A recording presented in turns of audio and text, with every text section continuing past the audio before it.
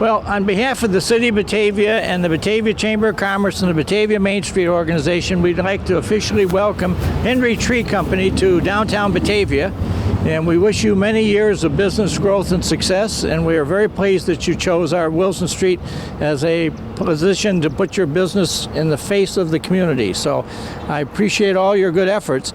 I wanted to share one of the things they like to have me do here is talk a little bit about the history of where we're at. And you guys are really in some deep history here. You really got some, seriously.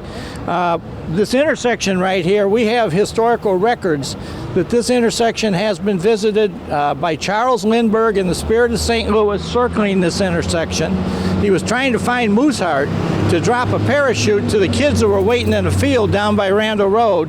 And as they jokingly said later, he could find Paris, France in the dark, but he couldn't find 2,000 kids in the middle of the field on Randall Road. And so he ended up flying around here 4 or 5 times, and then he flew down to Wilson and River where there was more people because the school wasn't open on the day he was here. So he dropped a parachute with his banner he was supposed to drop at Mooseheart down at River and Wilson, and Mooseheart now has the banner. But that was one story. Then Dwight D. Eisenhower was here in 1919 on a military convoy that was crossing the United States to scout the original site of the Lincoln Highway. And they came up the hill down south of town by the Lincoln, and all their military vehicles started to overheat because the hill was so steep. So they got into Batavia, and the thing they needed was water. So right across the street in front of what was then the new high school, they had a watering trough for horses that was hooked onto the city water system. So they were able to bring their military vehicles, and they stopped them all right here. And for about 40 minutes, Eisenhower and his troops ran around gathering water to put in the vehicles. Then on October 25th, 1960, John F. Kennedy came to Batavia, and there's a lot of pictures of this. He was in the Fox Valley, and he came down, and he got here to this intersection. They let the high school out, and there was about, over 1,000 people standing in the intersection. So he stopped the car right here in the intersection, got up and gave a speech for about 1 minute and 45 seconds. And then, more interestingly, of all the things, if you think about all those people, specifically Eisenhower and Kennedy, they were the ones that get a lot of credit for the United States of America landing on the moon. Well, right behind you is the Methodist Church, where between 1915 and 1918, the minister at the Methodist Church was a guy by the name of Reverend Fay Arnold Moon, and he was the grandfather of Buzz Aldrin, who landed on the moon.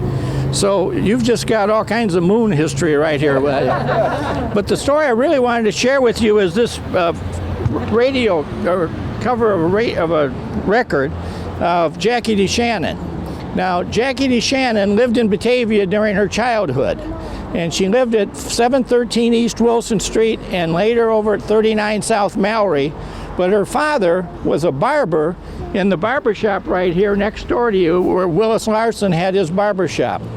And so I am told that Jackie had a guitar at a young age, and she used to like to sing songs, and so she'd come over here and sit on this hedge of the window and string her guitar, and people would walk by and she'd sing little songs to them. Now this is when she was like in 7th and 8th grade.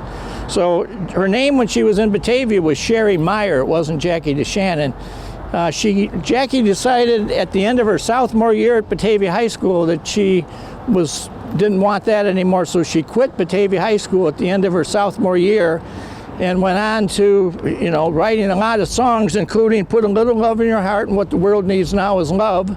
She won the Grammy Award in 1987 for her work. And then perhaps one of the more interesting things that she got involved with, in 1964, she and the Righteous Brothers were the warm-up act for the Beatles' first tour of America when they visited the 19 towns the first time they came, and all the girls screamed and fainted when this was going on.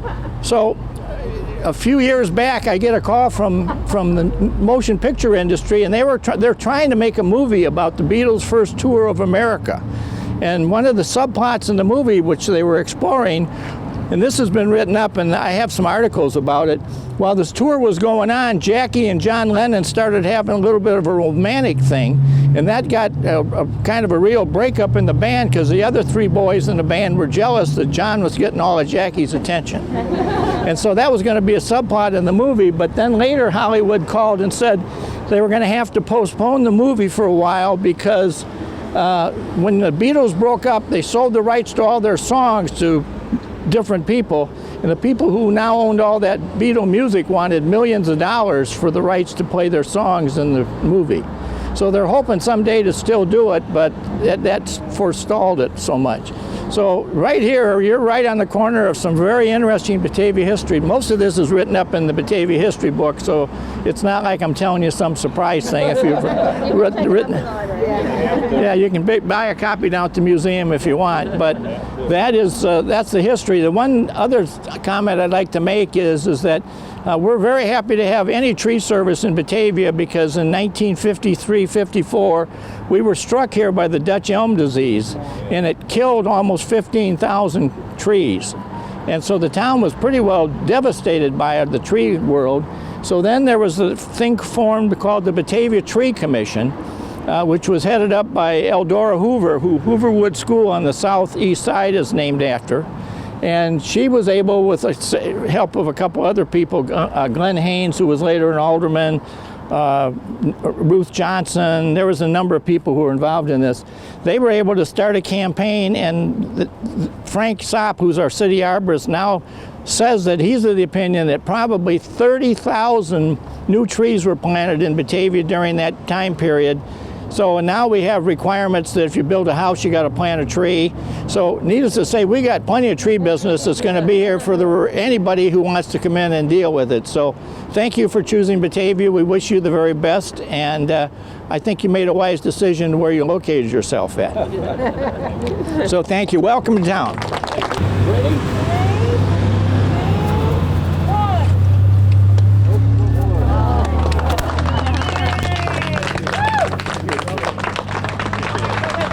Oh, yeah. We'd like to have you tell a little about where your business is, your phone number. Sure. Which way to talk to you guys? You want to talk to the camera? Sorry. My name's Enrique Macias. I own Henry Tree Company in Downham Customs. Been doing tree work for about over 10 years now, but I've been a business in Batavia for about 6 total. And the idea is just to do a lot of reclaiming and repurposing wood that would be wasted otherwise. So that's just kind of what this whole thing is we got the tree service that's been going full time, and then the Down Home Customs is just kind of a byproduct of that. So we're located here at 239 West Wilson. We got a ton of really talented artisans here in the stores, not just my stuff. So feel free to come on in and check it out. And if you need any tree service, anything like that, we obviously removals, pruning, plant health care, the whole gamut. We do all that as well. So just give us a call or check out our Facebook, Instagram, our website, henrytreeco.com, and we look forward to seeing you. Thanks. Thank you.